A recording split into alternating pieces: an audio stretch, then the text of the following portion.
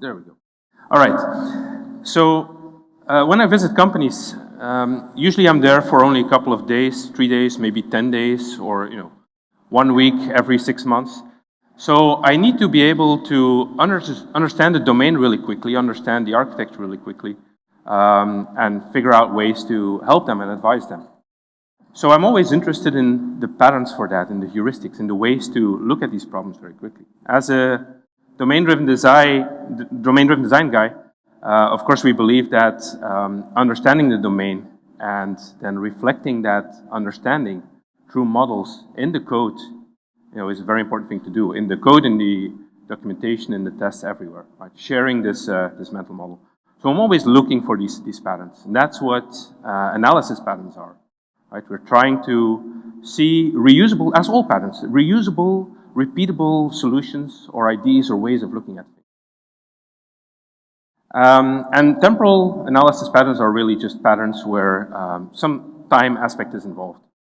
Because a lot of what we do in many businesses is processes, right? Things happening over time.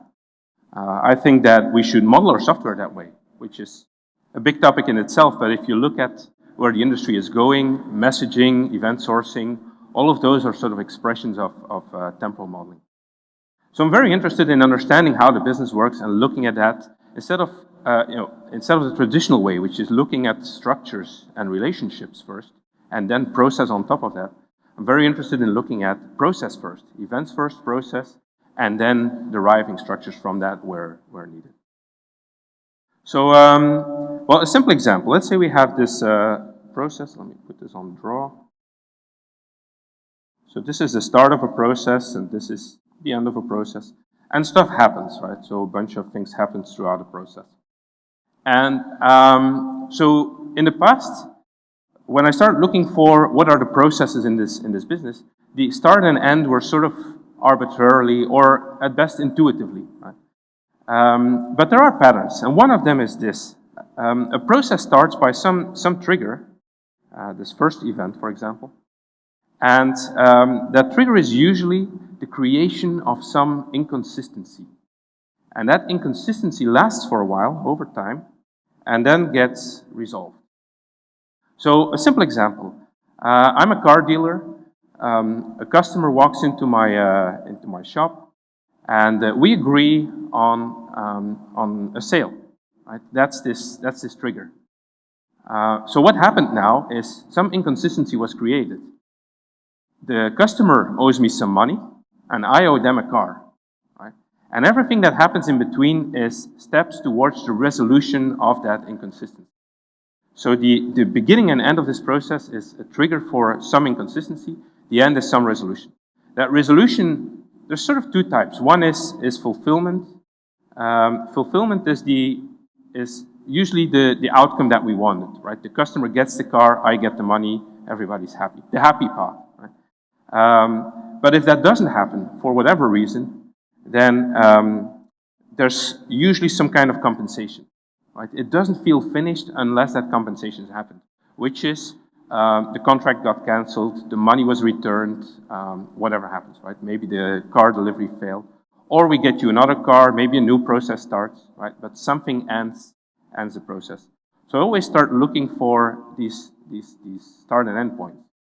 In fact, if you build systems for any kind of business, and of course it's going to be more relevant the more complex the business is, but you can start looking at these processes, and the impact on the software design is that these things kind of want to be together. The start and the end, and then the trigger, the process for resolving it, and then the resolution, they want to be together in a single thing.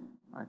If we build services or microservices or objects that sort of violate this green line, where something is in one place and something is in another place, I can already predict from applying this pattern that these two things are going to have a lot of communication between them, right? Messaging in between them, consensus forming, querying each other, being dependent on each other, right? So the autonomy of that thing goes down because it's two things that are constantly trying to depend on each other, right? Or that need each other in order to finish a job. Then you have no autonomy. Then they are at scale this becomes a distributed monolith, for example. Right? But same in objects. You get objects that are highly or tightly coupled to each other. Right? This relationship between these events is cohesion. Right? They want to be together. So I look at, and this is sort of the essence of domain-driven design, of course. I'm looking at how the domain works, trying to find these things and applying it to my design and make my design mimic the structures and the communication structures of my problem space. And this happens, of course, there's many of those, right? For example, my customer, they have maybe their own process, which involves, maybe they hired a new employee and they promised them a car. So they have this same sort of inconsistency, right? They hired somebody. The inconsistency that is created is the promise. It's the agreement, right? We promised you a car. We don't have a car yet. We somehow need to resolve that. So they have a similar process with some resolution that involves us. So this here, this relationship, that's a transaction. That's the agreement. That's the order. That's the first one is the agreement, right? And the end is the receipt, for example, right? The evidence that, yes, I gave you the car. And it happens in all directions, right? For example, when the customer orders his car with us, we talk to our supplier or the manufacturer, and we order a car with them. So we have an inconsistency with them now that gets resolved over time. How do they resolve it? By creating new inconsistencies. So it's fractal. They create a new inconsistency by placing an order for a shipment with a shipping company, etc. So it keeps you keep seeing these relationships of other of these processes that are infinitely linked through. Well, probably not this one. So let me get rid of that. So it would be something like, well, if this is us, if this is the manufacturer, then this would be another set of a trigger and a resolution, right? A fulfillment. The shipment company delivers the car to the distributor. The distributor delivers the car to us. All of these are fulfillments. Or something fails, and the compensation bubbles up to us. So if you see these red lines, these are transactions. What is the consequence on our software design? Well, in bigger organizations, or even in small ones, but the bigger you are, the more of these processes you actually own, right? So if you're, well, let's think very big. If you're Amazon, you own the entire supply chain, right? Or you try to at least. So you'll have a lot of these processes where you own all of them. And if your connections are modeled in terms of the document, right? So this is what we're doing here. Let me find how do I get another color here? So we own the whole thing, and we say, well, this is an order that was placed for a car, and it goes through 3 levels. So if we try to draw this, or even just this, as a single model, as a single object, for example, that is shared across these things, what happens is they all become very dependent on this single thing. Object, service, microservice, I don't care, some boundary, right? So I have one order object in my entire monolithic system, or I have one service, order service, where everything depends on. They share the same model. They are very tightly coupled now. They have their own needs, right? For me, this is the start of this process when I'm at this level.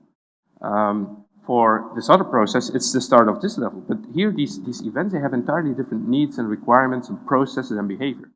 So we are coupling things that, even though they sound the same, they look the same, they are the same order, or the same invoice, or the same agreement, or the same thing.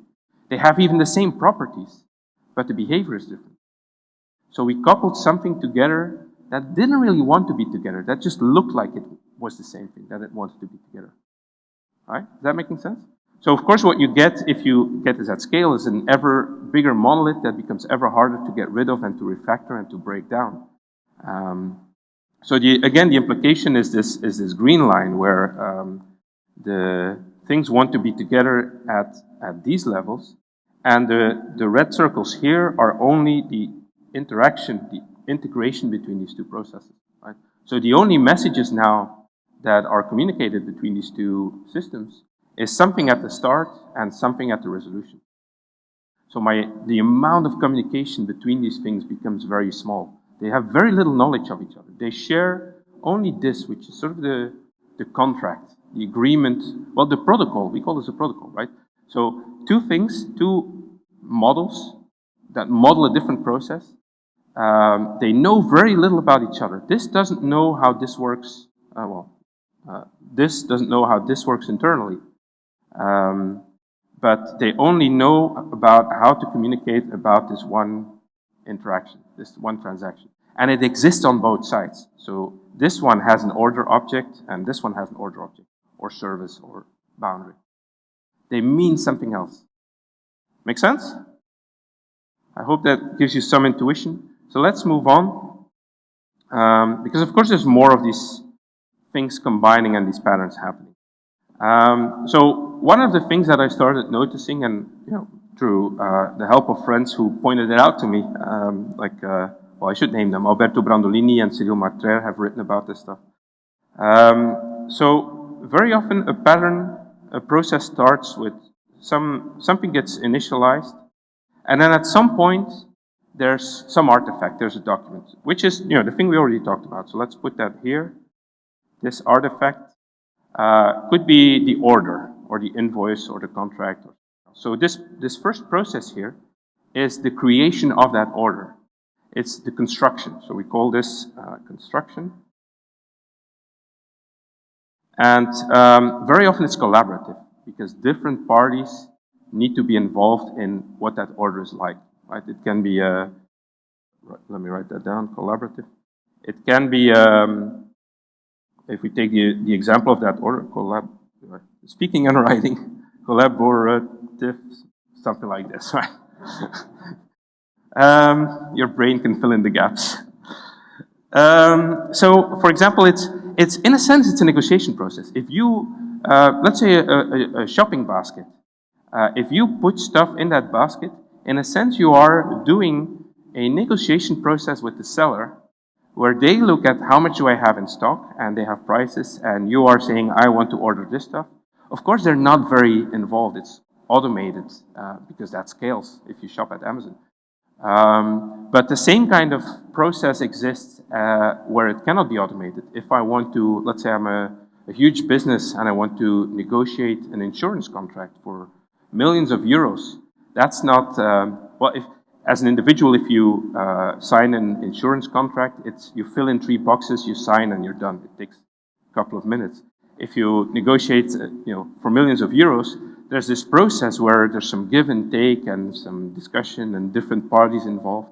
But it's always a collaborative construction process. Well, not always, but very often, right?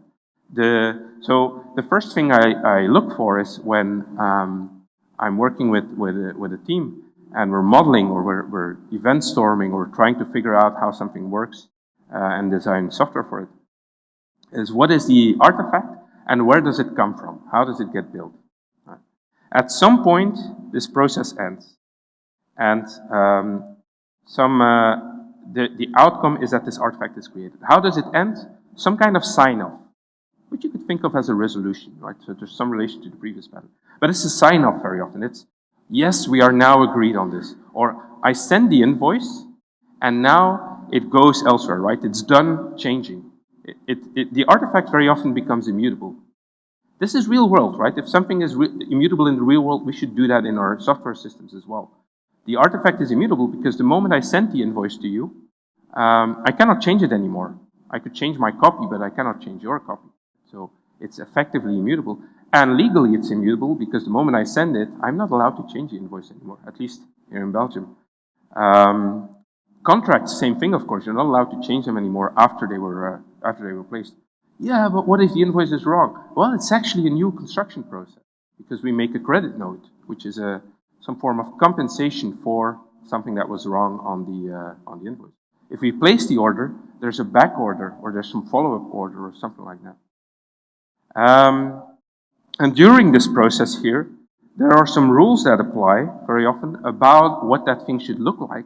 What makes it a legal, correct invoice? What makes it a correct contract?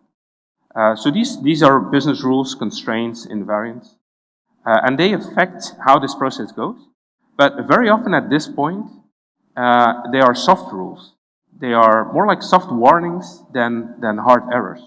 If, for example, the invoice, to be legal, it must have the name of the customer, but we don't have it yet because, oh, we're not sure on which company we're going to do this thing.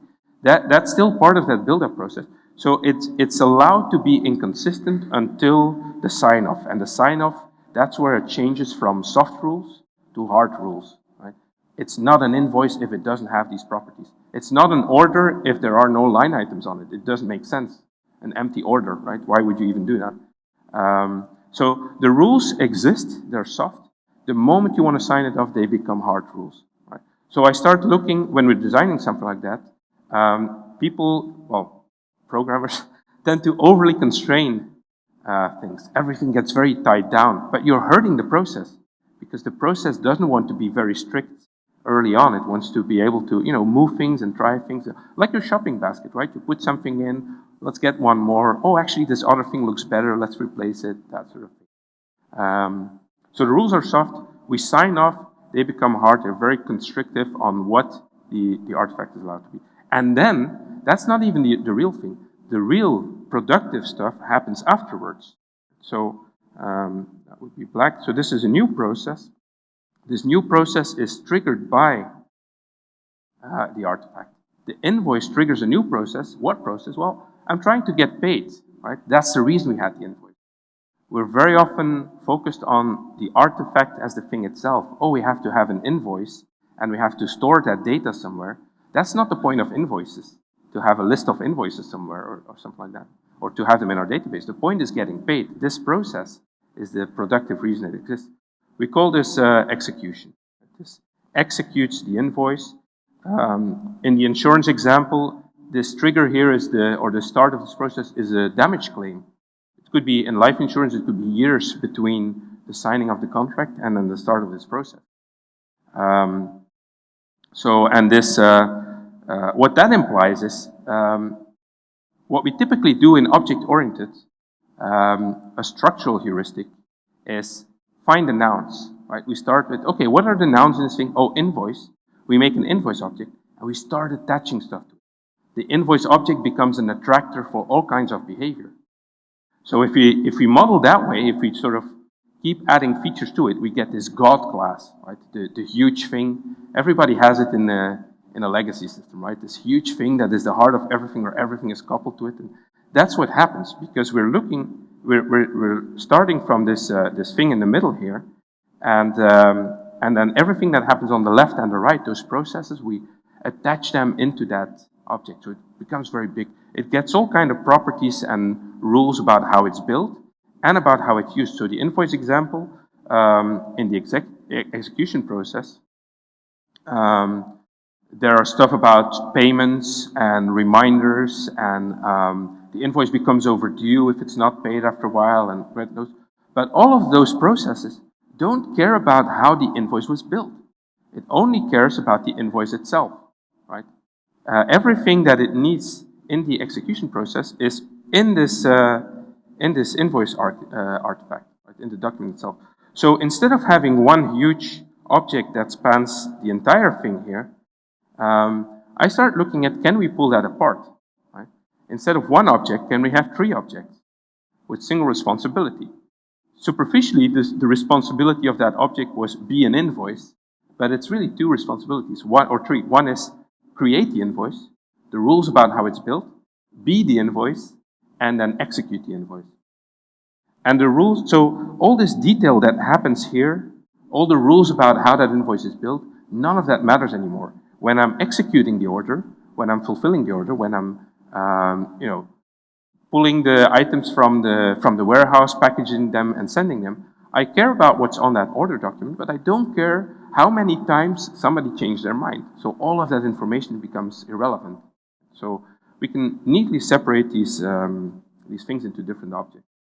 And this second arrow here, so the execution has rules. Well, maybe, so to drive home this point some more, the rules, so the invoice becomes immutable the moment I send it.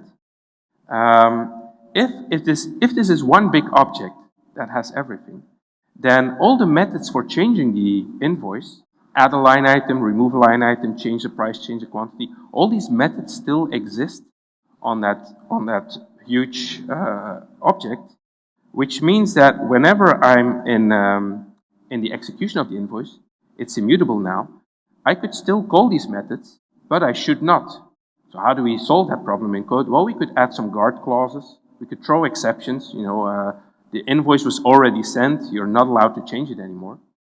But if these are 2 or 3 separate objects like this, then in the execution, those methods don't even exist anymore. So you cannot accidentally call them. You cannot accidentally forget to add a guard clause there. So your system becomes actually safer. Right? It's harder for a developer to make changes to the code where the invoice is mutated after it has been sent, because it doesn't exist anymore here. It's not a mutable thing anymore.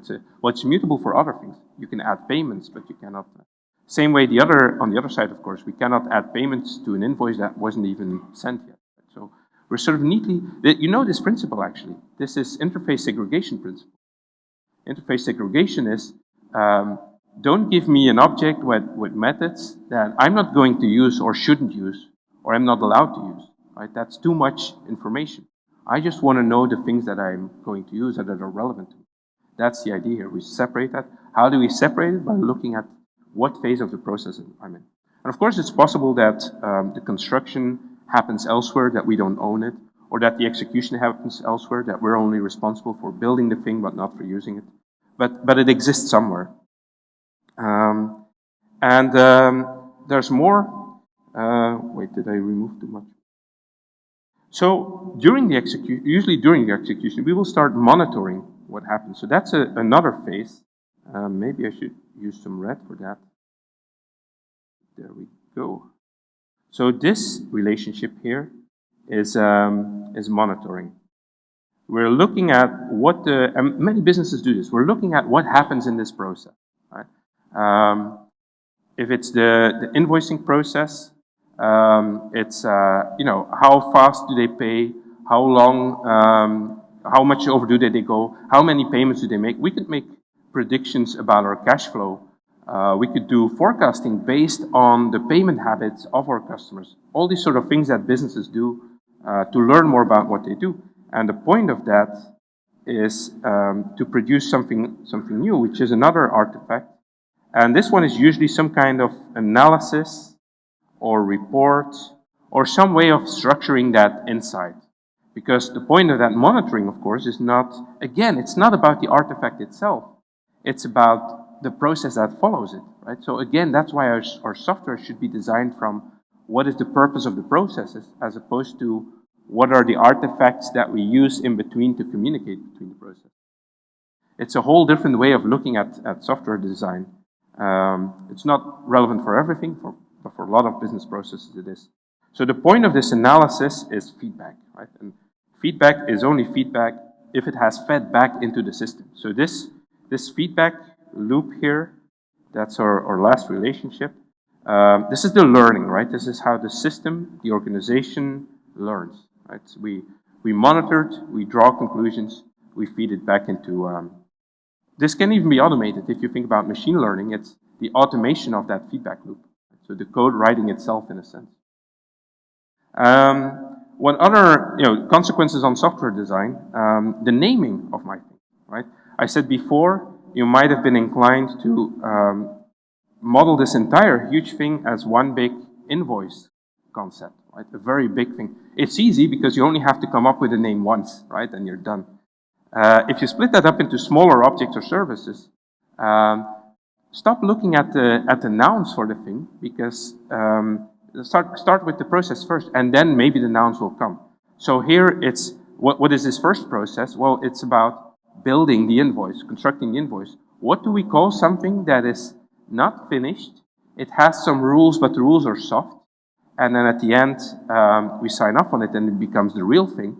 That's just a draft, right? So instead of calling this first thing invoice, I would probably call this some, and I need another color now.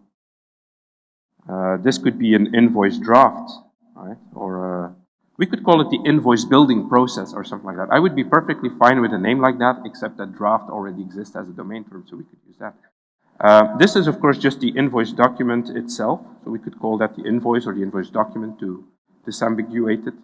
The process of getting paid. No kidding, I am perfectly happy calling an object getting paid, or calling a microservice the getting paid microservice.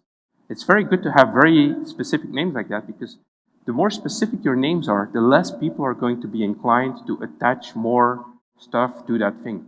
If you call it the invoice service, I can guarantee you that people will sort of just keep piling things in. Oh, it has something to do with invoice. Let's just put it in the invoice service. It gets more mass. It gets what Carlo Pestion calls the gravity.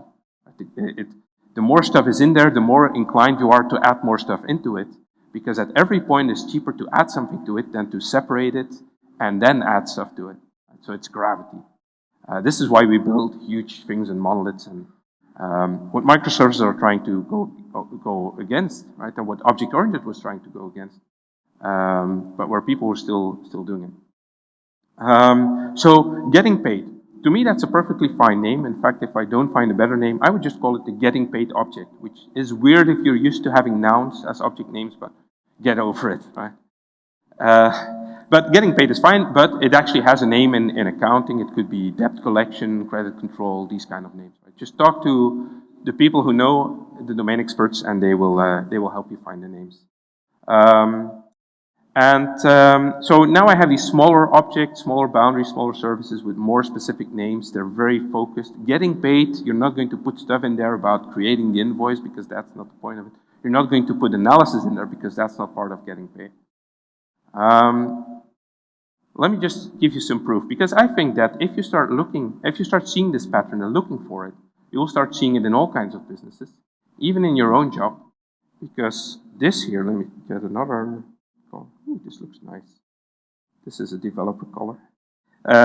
This here is git commit, git commit, git commit, git commit, push. This is a build. That's the artifact. The build prescribes literally the execution. That's what code is. Code is a prescription of how a system behaves. This is the execution. This is actual stuff happening on your system. You are monitoring, I hope. You are logging, right? This is the log or the analysis or the error log. You collect information about how the system actually executed. And then hopefully you learn something from that. And you feed back, which is your next sprint or your next development cycle, where you're fixing bugs and making changes. It's collaborative. That's what Git does. Of course, it allows you to work on the artifact with multiple people. There's a process for agreeing on it, pull requests, for example, and the cycle keeps continuing. All right. So you're doing this all the time. Lots of processes work like that. What is the point of this? I hope that's sort of becoming clear. I can go into any environment. There's more than these patterns, but these are the ones I use the most, I think. I can go to any environment, start understanding how the business works really quickly. They tell me stuff. Usually when you talk to people, when you talk to customers or domain experts, they tell you, well, I'm a consultant. They tell me what the problem is in the first 5 minutes, and they tell me what the solution is in the next 5 minutes, and the rest of the job is figuring out what the problem is. But how do I figure that out? By applying these patterns. I look for, and they're heuristic, right? They don't give a guarantee. I might not get a result with this, but they put me in a direction. I could say, well, we've been talking about this thing for a while, but where did it come from? Or how is it used, right? Or what kind of things do you need to know about how this process happens? Are you planning to do anything with that information, right? What do you want to see? How do you want to visualize that? How do you want to report that? All of these, I can very quickly find the right questions to ask by framing them into these patterns. And not just that, as hopefully I've shown, they give me an input in how the design should be. So I'm not arbitrarily putting stuff in a boundary, in a service or a component or whatever. I'm looking at what is the real shape of this domain. What are the communication structures in this domain? This will happen anyway, but that's Conway's law. But I'm using it to my advantage here. I make systems that are highly decoupled, because at every point here, there's very little. If this is one big thing and this artifact well, you don't see what I'm doing. Stars. This is getting pretty. So this artifact, if you don't have an artifact like that, and it's just one big process, then at every point, these things here depend on knowledge about what happened here, right? So you get these tightly coupled systems that over-communicate. This is sort of the summary of the entire communication that happened here. We summarize it, and now all of this only depends on the summary, right? So this is how you can scale up, how business has been scaling up for centuries, right? They invented the order to be able to do the process, and then without sharing too much information, just say, here's the summary, I give it to you, and you do your thing now with the order. You fulfill it, you ship it, you know, whatever. So these patterns are much older than software. We can learn from that instead of just putting stuff together because it looks similar or because of dry or because of some other reasons. So I hope this was helpful. I'm around the rest of the day, so feel free to come and ask me if you have more questions about that. Thank you very much.